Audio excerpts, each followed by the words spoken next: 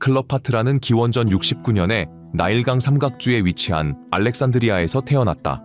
이 도시는 알렉산드로스 대왕이 건설한 도시다.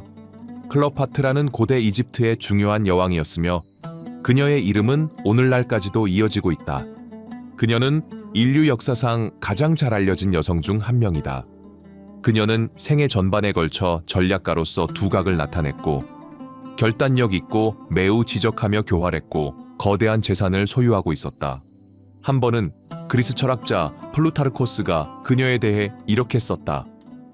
그녀와 함께 살아가며 그녀의 존재와 접촉하는 것은 저항할 수 없는 일이었다. 이집트의 통치자였던 그녀는 당시 수많은 사람을 매료시켰다. 그리고 오늘날까지도 많은 이들을 사로잡고 있다. 그녀의 생애는 여전히 널리 연구되고 있으며 다양한 방식으로 분석되고 논의된다. 우리가 이 눈에 띄고 동시에 논쟁적인 이집트의 여왕에 대해 알고 있는 많은 내용은 카시우스 디오, 플루타르코스, 타키투스, 스웨토니우스 등 여러 고대 역사가들의 기록을 통해 전해진 것이다. 그녀의 위대함을 이해하기 위해서는 몇 가지 흥미로운 사실을 살펴볼 필요가 있다. 로마의 지도자이자 클레오파트라의 연인이었던 율리우스 카이사르의 요청으로 사랑의 여신 비너스에게 바쳐진 신전 안에 클레오파트라의 황금 조각상이 세워졌다. 기록에 따르면 이 조각상은 최소 서기 2세기까지도 그 장소에서 사람들이 보고 숭배했던 것으로 알려져 있다. 흥미롭게도 클레오파트라는 실제 여신처럼 숭배되었고 특히 고대 이집트에서 가장 중요한 신 중 하나인 여신 이시스의 새로운 화신으로 여겨졌다. 또한 그녀는 이시스와 유사한 속성을 가진 그리스의 사랑의 여신 아프로디테와 동일시되기도 했다. 클레오파트라는 세련된 지성을 지니고 있었으며 훌륭한 교육을 받았다. 왕족의 다른 자녀들과 함께 그녀는 자신이 살던 궁전에서 교육을 받았다. 그녀는 7개 혹은 8개의 언어를 구사할 수 있었으며 이는 그녀가 정치적 협상을 하거나 전략을 구사하는 데 큰 도움이 되었다. 전해지는 바에 따르면 그녀는 자신의 가족 가운데 처음으로 통역 없이 이집트어를 구사한 인물이었다고 한다. 게다가 그녀는 철학과 수사학도 공부했으며 어릴 적부터 웅변수를 익혀 올바른 자세와 적절한 손짓, 부드러운 목소리로 매우 지혜롭게 구사할 줄 알았다. 그녀의 논증 능력은 매우 논리적이고 깊이 있었으며 언제나 풍부한 지식과 이성적인 사고를 보여주었다. 또한 그녀는 뛰어난 문학적 소양도 지니고 있었다. 그녀는 호메로스의 고전작품 일리아스와 오디세이아를 사랑했으며 일부 구절을 암송할 정도로 익히고 있었다. 이집트의 여왕이었던 그녀는 기하학과 산수에 대한 높은 수준의 지식도 갖추고 있었다. 그녀는 특별하고도 매혹적인 여성이었다. 그녀의 방대한 지식과 관련해서는 그녀가 고대 세계의 문화 중심지였던 알렉산드리아에서 살았다는 사실을 기억해야 한다. 이곳에는 전례 없는 구조로 다양한 문헌을 소장하고 있던 유명한 알렉산드리아 도서관이 있었다. 이러한 지역적 환경은 이집트 여왕의 문화적 형성에 매우 중요한 영향을 끼쳤다. 그녀의 업적 덕분에 그녀는 당대 가장 유명했던 2명의 로마 장군 율리우스 카이사르와 마르쿠스 안토니우스의 연인이 되었다. 역사적 인물의 경우 종종 그러하듯 이 놀라운 여성의 생애에 관한 많은 정보는 시간이 지나면서 왜곡되어 왔다. 오늘날 우리는 클레오파트라의 이미지가 다양한 물건에 새겨진 것을 볼 수 있으며 그녀의 이름은 많은 이들이 알고 있지만 실제 그녀가 어떤 인물이었는지를 아는 사람은 그리 많지 않다. 사실 그녀의 외모를 묘사한 이러한 시각적 표현들은 그녀의 이야기 속에서 왜곡된 많은 요소 중 하나에 해당한다. 그녀의 외모에 대해 플루타르코스는 다음과 같은 말을 남겼다. 그녀는 전혀 비교 대상이 없는 독보적인 미인은 아니었고 보자마자 감동할 정도로 압도적인 모습도 아니었다. 우리는 클레오파트라가 살던 시대에 만들어져 유통되었던 다양한 동전을 통해 그녀의 외형을 어느 정도 상상할 수 있다. 이러한 유물들은 그녀의 실제 모습을 추정하는 데 있어 가장 신뢰할 수 있는 자료들이다. 그녀를 형상화했다고 여겨지는 흉상들도 시간에 따라 일부 남아있다. 동전을 살펴보면 코와 턱이 돌출된 모습을 확인할 수 있다. 실제로 철학자 파스칼은 만약 클레오파트라의 코가 조금만 작았더라면 세상의 역사는 전혀 다른 모습이 되었을 것이라고 썼다. 이 재치 있는 말과 함께 동전에 묘사된 강한 인상의 이집트 여성의 특징들을 고려해 볼 때 어쩌면 그녀는 영화가 보여준 것처럼 압도적으로 아름다운 여성은 아니었을 수도 있다. 하지만 한 가지는 분명하다. 그녀의 정복과 존재 방식은 할리우드가 묘사하는 어떤 표현보다도 훨씬 강력하다. 이제 그 이유를 함께 살펴보자. 클레오파트라는 300년 동안 권력을 유지해온 프톨레마이오스 왕조의 일원이었다. 이 왕조의 통치는 많은 근친혼과 가족 내 살인 사건들로 특징 지어진다. 이 거대한 왕조는 마케도니아의 왕 알렉산드로스 대왕이 사망한 후 탄생했다. 그의 죽음 이후 제국은 여러 장군들 사이에 나뉘어졌다. 클레오파트라의 선조 중 한 명인 프톨레마이오스 1세 소테르는 그 장군들 가운데 한 명으로 이집트의 뛰어난 문화, 중심지인 알렉산드리아를 통치하기 시작하며 프톨레마이오스 왕조를 세웠다. 이 족보를 고려할 때 이 영상에서 말하는 강력한 클레오파트라는 클레오파트라 7세라는 사실을 기억하는 것이 중요하다. 그녀의 가계에는 그녀 이전에 6명의 클레오파트라가 있었다. 알렉산드리아에서 그녀는 부와 아름다운 장식으로 가득한 호화로운 궁전에 살았다. 그 궁전은 100개가 넘는 방이 있었고 외부 경관 또한 눈을 사로잡을 만큼 인상적이었다. 아름다운 조각상과 분수로 꾸며진 숨이 멎을 듯한 정원들도 있었다. 이 환상적인 궁전은 프톨레마이오스 왕조의 여러 세대에 걸쳐 지속적으로 확장되었으며 결국 지중해에서 가장 호화로운 궁전이 되었다. 프톨레마이오스 12세의 딸이었던 클레오파트라는 이러한 환경 속에서 성장했다. 그녀에게는 2명의 자매 베레니케 사세와 아르시누에 사세, 그리고 2명의 남동생 프톨레마이오스 13세와 프톨레마이오스 14세가 있었다. 어머니가 세상을 떠났을 때 베레니케 사세가 권좌에 올랐다. 그러나 그녀의 통치 기간은 짧았고 젊은 여왕은 친아버지에 의해 살해당했다. 프톨레마이오스 왕조는 가족 간의 살인이 주요 특징 중 하나였다는 점을 다시 한번 강조해야 한다. 그 후 아르시노의 사세는 율리우스 카이사르에 의해 추방되었고 나중에는 마르쿠스 안토니우스에 의해 처형당했으며 이는 그의 누이인 클레오파트라의 요청에 의한 것이었다. 프톨레마이오스 14세 또한 비슷한 운명을 맞이했다. 클레오파트라는 아버지가 사망한 후 17살의 나이에 이집트의 통치를 시작했다. 전통에 따르면 그녀는 자신의 동생이자 당시 13살이었던 프톨레마이오스 13세와 결혼했다.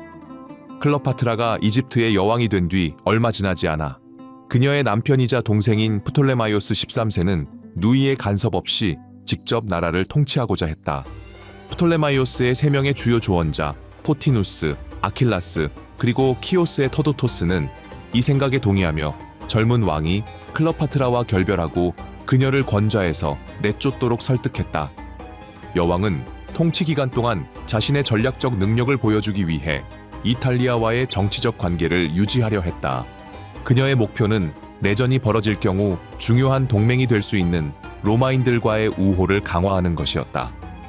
그녀의 주요 동맹은 로마의 전통 있는 가문 출신의 지도자 폼페이우스 장군이었다.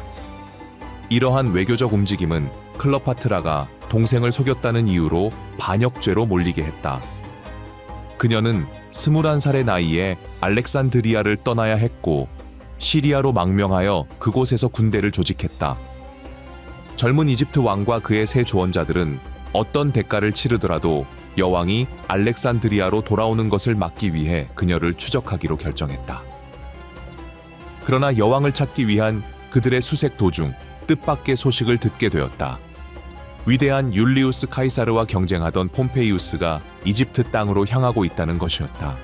그는 자신이 파라오에게 환영받을 것이라 생각했다. 그의 아버지와 절친한 사이였기 때문이다. 폼페이우스 대제는 매우 뛰어난 장군이었다. 그는 일생 동안 아프리카, 아시아, 유럽의 수많은 국가들을 정복했다. 그러나 그리스에서 카이사르에게 치명적인 패배를 당한 후 두려움에 빠진 그는 피난처를 찾아 이집트로 도망쳤다. 이 사건으로 인해 로마 제국은 폼페이우스와 율리우스 카이사르 사이로 분열되었고 이 갈등은 카이사르 내전으로 알려지게 되었다. 폼페이우스가 이집트에 상륙하려 한다는 소식을 들은 이집트 측 인사들은 고민에 빠졌다. 오래된 친구 폼페이우스를 돕는 것은 위험한 일일 수 있었기 때문이다. 그것은 강력한 전쟁 기계를 지휘하고 있는 카이사르에게 전쟁을 선포하는 행위로 해석될 수 있었다. 게다가 프톨레마이오스와 그의 동맹들은 폼페이우스가 클레오파트라가 왕위에 복귀하는 것을 도울 수도 있다고 생각했다. 이는 피해야 할 사태였다. 하지만 폼페이우스는 이집트를 통치하던 남매의 아버지와 막역한 친구였다. 그래서 만약 그를 돕지 않는다면 그는 이집트와의 관계를 끊고 로마의 이집트를 적으로 만들 수 있었다. 이에 대해 터도토스와 또 다른 두 조언자 아킬라스와 포티누스는 신중히 논의했다. 그것은 어려운 결정이었고 그 결과는 매우 위험할 수도 있었다. 결국 세 조언자들이 해법을 모색하던 중 터도토스는 미소를 지으며 동료들을 바라보며 이렇게 말했다. 죽은 자는 묽지 않는다. 결정은 내려졌다. 폼페이우스와의 관계를 끊고 율리우스 카이사르와 동맹을 맺는 쪽으로 말이다. 폼페이우스가 알렉산드리아에 접근했을 때 그는 이집트인들에게 환영받을 것이라 확신했다. 하지만 그를 환대하는 척하는 함정이 이미 준비되어 있었다. 폼페이우스가 이집트 땅에 발을 디디자마자 그는 잔인하게 목이 잘렸다. 며칠 후 율리우스 카이사르가 적을 찾기 위해 알렉산드리아에 도착했다. 이집트인들은 그에게 폼페이우스의 잘린 머리를 보여주었고 카이사르는 그 잔혹함에 충격을 받았다. 비록 폼페이우스는 적이었지만 카이사르는 그를 존경했다. 카이사르는 프톨레마이오스의 조언자에게 처형을 명령했다. 카이사르는 군대를 이끌고 왕궁으로 향했고 그곳에 머무르며 왕과 여왕을 만나고 싶다는 의사를 밝혔다. 여기서 중요한 점은 프톨레마이오스 13세가 누이의 군대와 맞설 준비를 하고 있었다는 것이다. 그가 카이사르의 도착 소식을 들었을 때 그는 자신의 궁전으로 향했다. 그렇다면 클레오파트라는? 그녀는 이미 알렉산드리아를 떠났고 그녀의 동생과 충성스러운 수호자들이 그녀의 복귀를 원하지 않았는데 과연 어떻게 돌아올 수 있었을까? 그녀는 위험에 처해 있었고 모습을 드러낼 수 없다는 것을 알고 있었다. 바로 그때 여왕은 다소 독특한 아이디어를 떠올렸다. 율리우스 카이사르를 만나기 위해 그녀는 계획을 세웠고 그 실행을 위해 시칠리아 출신의 상인 아폴로도로스의 도움을 받았다. 그들은 여왕이 숨은 채 배에 올랐고 나일강을 따라 8날 동안 항해했다. 알렉산드리아에 가까워졌을 때 클레오파트라는 여전히 아폴로도로스의 도움을 받아 파피루스로 만든 자루 속에 들어갔다. 그녀의 동료는 그 큰 자루를 가죽끈으로 단단히 묶고 조심스럽게 궁전 안으로 들어가 카이사르의 방에 자루를 두었다. 우리는 카이사르가 클레오파트라를 발견했을 때 정확히 어떤 반응을 보였는지는 알 수 없다. 그러나 이집트의 여인은 즉시 그의 마음을 사로잡았다. 카이사르가 곁에 있으면 모든 것이 훨씬 쉬워질 것이었다. 그녀에게는 마침내 동생을 제거하고 자신의 뜻대로 나라를 다스릴 수 있는 기회가 찾아온 것이다. 폼페이우스의 암살 이후 카이사르는 프톨레마이오스에 대해 매우 부정적인 인상을 갖게 되었다. 클레오파트라는 이 전 동맹자의 죽음을 자신의 이익으로 이용했다. 그녀는 카이사르를 설득하여 자신이 이집트 왕위에 오를 적임자임을 납득시켰다. 이집트의 여왕과 율리우스 카이사르는 사랑에 빠졌다. 카이사르가 클레오파트라를 지지하기로 한 결정은 프톨레마이오스를 분노하게 했고 그는 카이사르에게 전쟁을 선포했다. 로마의 장군은 병력면에서 열세였고 방어적인 자세를 취했다. 이 사건은 훗날 알렉산드리아 포위전으로 알려지게 된다. 카이사르와 그의 병사들은 그들의 위치를 사수하기 위해 치열하게 싸웠고 증원군이 도착하길 기다렸다. 그의 동맹군이 도착했을 때 카이사르는 나일강 전투에서 프톨레마이오스의 군대를 물리쳤다. 젊은 파라오는 강물에 빠져 익사했다. 카이사르와 함께한 클레오파트라는 아들을 낳았고 그 이름은 프톨레마이오스 카이사르, 흔히 카이사리온이라 불렸다. 카이사르의 지원은 클레오파트라가 이집트에서 권력을 확고히 하는데 결정적인 역할을 했다. 로마의 장군은 로마로 돌아갔고 클레오파트라는 이집트를 통치하게 되었다. 모든 것이 계획대로 진행되는 듯 했지만 곧 엄청난 전환점이 닥쳐오게 된다. 클레오파트라는 이집트 왕좌에서 자신의 권력을 공고히 했고 그녀의 통치 아래 이집트는 번영을 누렸으며 알렉산드리아 도시는 여왕의 후원으로 문화적 전성기를 맞이했다. 클레오파트라는 로마로의 원정을 조직했다. 그곳에서 그녀는 율리우스 카이사르의 저택에 머물렀다. 이집트의 여왕은 로마 장군과의 사이에서 낳은 아들 카이사리온을 함께 데려갔다. 그 당시 율리우스 카이사르는 권력의 절정에 있었고 나라의 지도자로서 여러 정치적, 사회적 개혁을 실시했다. 또한 그는 자신을 기리는 승리의 행렬을 열기도 했다. 그 행렬에는 클레오파트라의 여동생 아르시뇌가 죄수로 등장했는데 이는 로마가 이집트를 상대로 거둔 승리를 상징하는 것이었다. 카이사르는 클레오파트에게 로마를 소개했지만 당시의 로마는 아직 역사에 길이 남을 위대한 영광을 누리고 있지 못했다. 프톨레마이오스 왕조의 수도인 알렉산드리아에는 미치지 못했다. 카이사르가 외국 여성과 관계를 맺은 것은 로마 상류층의 눈살을 찌푸리게 했다. 두 사람을 둘러싼 수많은 소문과 거짓말이 떠돌았다. 카이사르는 영구 독재관으로 임명되었고 그 누구와도 비교할 수 없는 절대적인 권력을 갖게 되었다. 로마 원로원 의원들은 대부분의 영향력을 잃었고 남은 권한까지도 사라질 것을 두려워했다. 그래서 그들은 카이사르의 생명을 노리고 음모를 꾸몄다. 기원전 44년 율리우스 카이사르는 로마 정치인들에 의해 원로원 회의 중에 암살당했다. 로마는 혼란에 휩싸였다.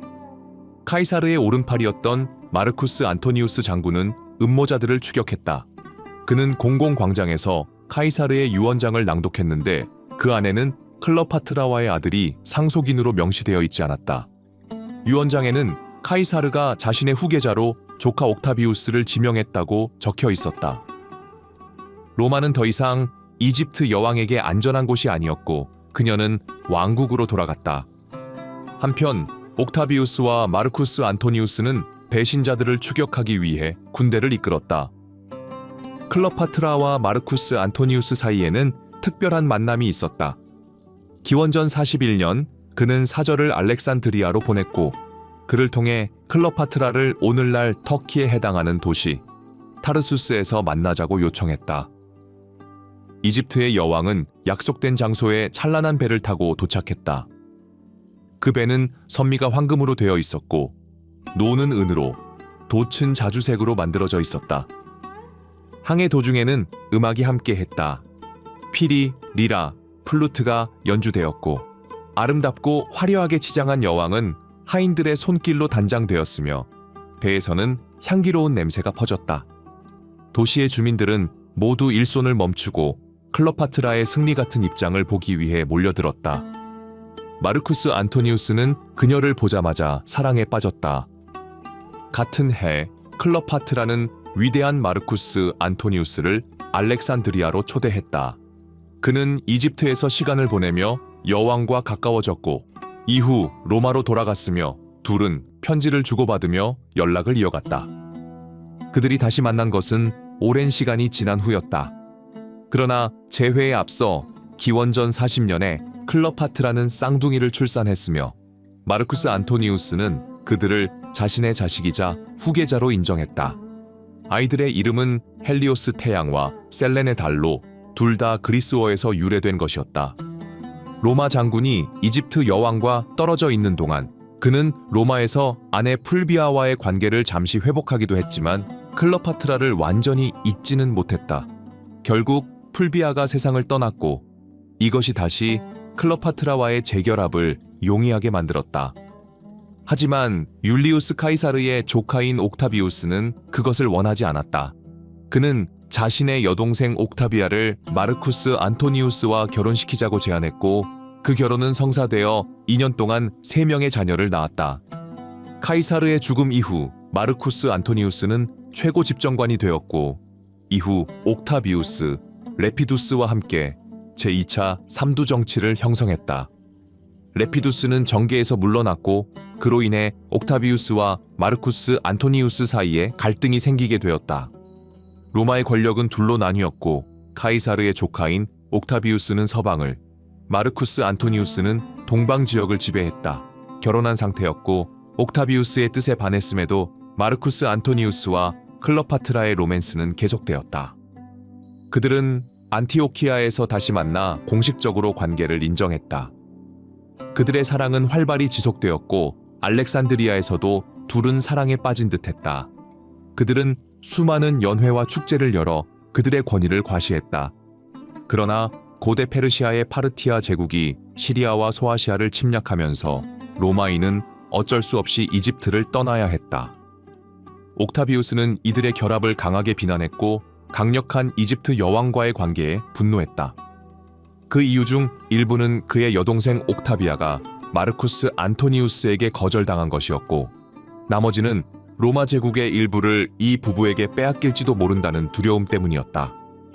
결국 로마에서는 마르쿠스 안토니우스를 지지하는 세력과 옥타비우스를 옹호하는 세력 사이에 또다시 내전이 발생했다. 기원전 31년 그리스의 어느 지역에서 아크티움 해전이 벌어졌고 양측은 그곳에서 맞붙었다. 클레오파트라는 남편을 따라 긴 전투에 함께했다. 그러나 마르쿠스 안토니우스의 패배가 확실해졌을 때 그녀는 조용히 이집트로 돌아가 거짓 승전을 선언했다. 옥타비우스는 아크티움 해전에서 결정적인 승리를 거두었고, 이 승리는 로마 공화정의 종말과 제정시대의 시작을 알리는 순간이 되었다. 하지만 결국 상대 진영은 진실을 알아챘고 클레오파트라는 자신의 지위를 유지하고 새로운 동맹을 얻기 위해 분투했다. 그녀는 마르쿠스 안토니우스와 함께 다시 일어서기 위해 모든 노력을 다했다. 하지만 그는 패배 후 더 이상 예전의 그가 아니었다. 옥타비우스는 클레오파트에게 그녀가 사랑하는 남자를 죽인다면 그녀를 용서하겠다고 했다. 그러나 그녀는 그 제안을 무시했고 남편을 다시 일으켜 세우기 위해 계속 노력했으며 주치의와 함께 고통 없이 죽을 수 있는 독을 찾고자 했다. 여왕은 최악의 상황에 대비하고 있었다. 마르쿠스 안토니우스의 마지막은 비극적이었다. 클레오파트라가 이미 알렉산드리아에 도착한 옥타비우스와 그의 군대에게서 도망치려 할 때 로마의 장군은 사랑하는 여인이 죽었다는 소식을 들었다. 절망한 그는 자신의 검을 들어 가슴을 찔렀다. 하지만 그 칼날은 정확하지 않았고 마르쿠스 안토니우스는 즉시 죽지 않았다. 피를 흘리며 고통에 시달리던 그는 클레오파트라가 아직 살아있다는 말을 들었고 가까스로 그녀에게 도달했다. 그의 마지막 숨결은 연인의 품에서 흘러나왔다. 클레오파트라와 재회했을 때 마르쿠스 안토니우스는 이미 과다출혈 상태였고 그의 생명을 구할 수 있는 방법은 없었다. 하지만 죽기 전 사랑하는 클레오파트라의 품 안에서 그는 그녀에게 적수인 옥타비우스와 협력하여 자신을 살리라고 부탁했다. 이 말을 남기고 위대한 로마인 마르쿠스 안토니우스는 세상을 떠났다. 한편 카이사르의 후계자인 카이사리온 역시 얼마 후 옥타비우스에 의해 살해당했다. 당시 장례식에서는 여성들이 슬픔과 절망을 표현하며 주먹으로 자신을 치거나 긁는 것이 일반적이었다. 클레오파트라도 죽은 연인 앞에서 그렇게 행동했다. 그녀의 상처는 감염으로 이어졌고 옥타비우스의 명령으로 치료를 받게 되었다. 그러나 사랑하는 마르쿠스 안토니우스를 잃고 미래에 대한 두려움에 사로잡힌 여왕은 치료를 거부하며 차라리 죽고 싶어 했다. 그러자 옥타비우스는 그녀의 자식들을 위협하며 그녀를 압박했다. 클레오파트라는 결국 굴복했고 자식들에 대한 사랑 때문에 치료를 받아 건강을 회복했다. 클레오파트라도 인상적인 최후를 맞이했다. 이는 그녀를 역사에 길이 남게 만든 사건 중 하나였다. 이집트 여왕은 적수인 옥타비우스를 피하지 못했고 알렉산드리아에서 체포되었다. 그러나 그녀는 저항했고 적에게 항복하지 않았다. 로마의 포로이자 인질이 되어야 하는 수모를 감당할 수 없었다. 그녀 같은 여인에게 그런 굴욕은 너무나 수치스러운 일이었다. 그녀의 자식들 중 앞서 말한 것처럼 카이사리온은 살해되었고 나머지 아이들은 로마로 보내져 옥타비아의 손에서 자라게 되었다. 클레오파트라는 마르쿠스 안토니우스가 죽은 뒤 2차례 자살을 시도한 바 있었기에 옥타비우스의 명령으로 항상 감시를 받고 있었다. 그러나 옥타비우스의 계획은 예상대로 되지 않았다. 늘 영리했던 여왕은 결국 자신의 생을 스스로 마감했다. 그녀는 죽기 전 옥타비우스에게 편지를 보내 자신이 사랑하던 남편 옆에 묻히고 싶다고 요청했다. 그녀의 죽음에 대해서는 의견이 분분하다. 어떤 기록에 따르면 그녀는 뱀에게 스스로 물려 독에 중독되어 죽었다고 한다. 하지만 다른 자료들과 학자들은 그녀가 독약을 복용했다고 주장한다. 이렇듯 정확하지 않은 정보들로 인해 그녀의 최후는 여전히 논란의 여지가 많다. 일부 기록에 따르면 클레오파트라의 주치의는 독약에 대한 해박한 지식을 가지고 있었다고 한다. 무엇보다 클레오파트라는 언제나 전략가이자 실행력 있는 인물이었기에 그녀는 자신의 죽음을 사전에 준비했을 가능성이 높다. 결론적으로 가장 유명한 설은 그녀가 뱀에게 일부러 물려 죽었다는 이야기지만 실제로는 치명적인 독을 복용했을 가능성이 크며 죽음 당시 큰 고통 없이 생을 마감했을 것으로 보인다. 그녀는 아름다운 옷을 입고 침상 위에 누운 차에 발견되었으며 사람들은 그녀가 평온한 표정을 짓고 있었다고 전했다. 그녀는 사랑하는 연인이 죽은 지 8회 만에 세상을 떠났다. 장례식은 엄숙하고 우아했으며 이집트 여왕에게 걸맞은 품위를 갖추고 있었다. 그녀가 마르쿠스 안토니우스 곁에 묻히고 싶다고 남긴 유언은 존중되었다. 강력했던 군주의 죽음 이후 이집트는 로마의 속주가 되었다. 이것이 곧 이집트에서 프톨레마이오스 왕조의 지배가 끝났음을 의미했다. 클레오파트라의 이야기는 매우 매혹적이다. 그녀의 여성 조상들 중 다수는 남편과 함께 이집트의 중요한 통치자였다. 흥미롭게도 당시 이집트 여성들은 다른 문명의 여성들보다 더 많은 자유를 누렸다. 클레오파트라는 여성 통치자 계보에서 결코 부차적인 존재가 아니었으며 매우 명망 높은 인물이었다. 그녀의 삶은 여러 면에서 유난히 격동적이고 인상 깊었다.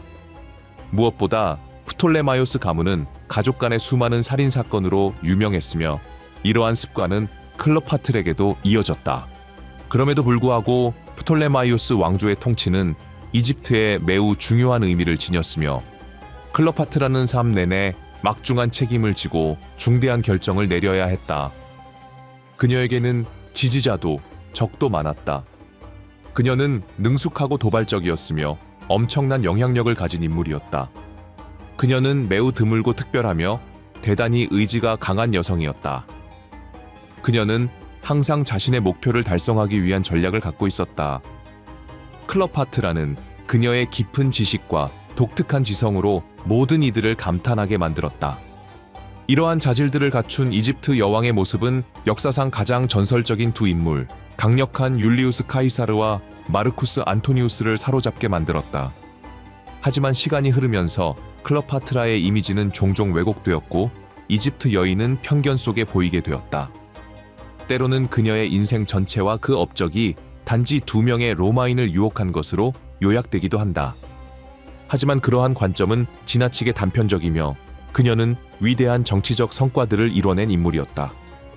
어쨌든 이 전설적인 이집트 여왕은 역사상 위대한 예술가들에게 영감을 주는 존재가 되었다. 그 중에는 미켈란젤로, 윌리엄 셰익스피어, 심지어 브라질 시인 올라브 빌라크까지 포함되어 있다. 그들의 손에서 클레오파트라는 위대한 예술 작품으로 재탄생했다. 그녀의 이야기를 더 많이 알게 될수록 우리가 깨닫는 것은 이집트 여왕 클레오파트라가 당대 수많은 사람들을 매혹시켰고 지금 이 순간에도 여전히 세계 많은 이들의 마음을 사로잡고 있다는 사실은 결코 우연이 아니라는 점이다.